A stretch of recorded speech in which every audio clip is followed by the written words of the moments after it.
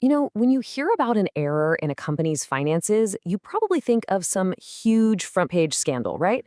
But most of the time, it's actually this quiet, really high stakes negotiation that happens completely behind closed doors. So today, we're going to pull back that curtain. We're going to look at the actual rulebook auditors use when they have to make their absolute toughest calls. So, what really happens? What's the playbook when an auditor finds something that, well, just isn't quite right? I mean, their whole job is to give us assurance, so they can't just ignore a mistake, big or small. The answer, it turns out, is in this key international standard called ISA 450.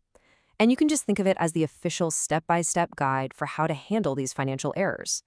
Okay, first things first, we got to get the language right. In the world of auditing, they don't just call it an error or a mistake. Any little flaw, big or small, is called a misstatement. Now, that could be anything from a simple math goof to a misleading note in the financials or, something way more serious. And as the standard points out, a misstatement can come from an honest mistake or from deliberate fraud. This right here, this is the raw material an auditor has to work with. All right, so an auditor starts finding these misstatements. Now what? It's not like they can just grab a red pen or hit the backspace key and fix it themselves. Nope. Their first job is to become a kind of meticulous collector, gathering up every single financial flaw they uncover along the way. The rule is actually pretty simple on the surface. You have to log every single misstatement. But, and this is a big but, there's one crucial exception. They don't have to log anything that is, and this is the official jargon, clearly trivial. And boom, right there, that's the auditor's first huge judgment call. How do you separate the harmless little bits of noise from something that could signal a much bigger problem? So what's the real difference here? Well, let's think about it like this. A clearly trivial error? That's like a tiny, barely noticeable scratch on a car door.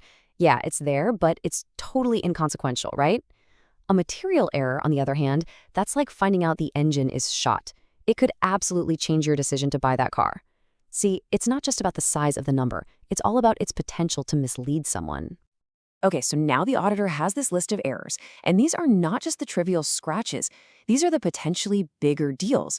And they can't just, type them up in a report and walk away. What comes next is probably one of the most important conversations in the entire audit. And this whole thing is incredibly structured. It's not a free-for-all. First, the auditor presents their findings to management. Step 2, they formally request that management corrects the errors. And then step 3, and this is key, if management says no, the auditor has to understand exactly why they're refusing. This is no casual chat over coffee. It's a formal, documented process where literally every word matters.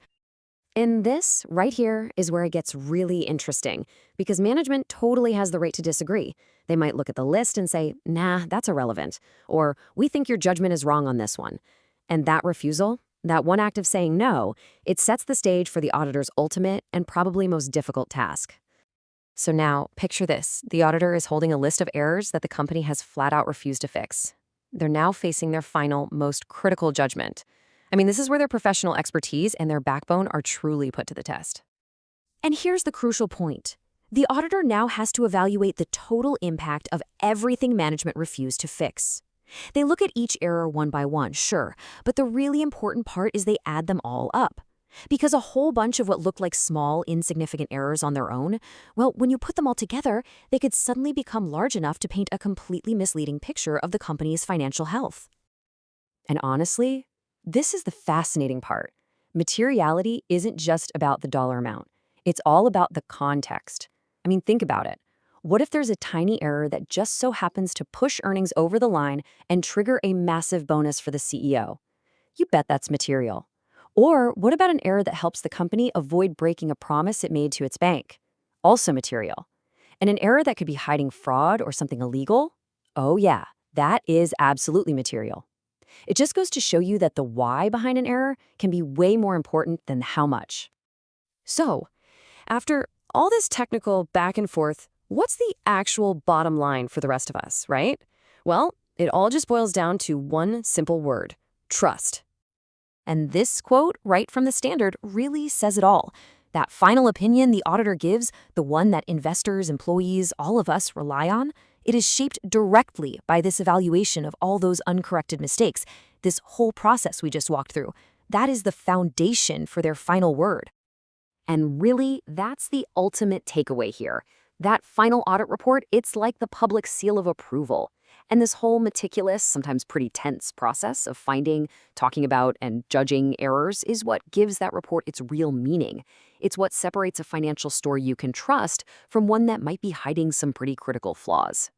Which, it leaves us with one last crucial question. After seeing this whole complex dance between the auditor and the company's management, who do you think is ultimately responsible for the truth in a company's financials? Is it the people who create the numbers or the people who check them? Something to think about.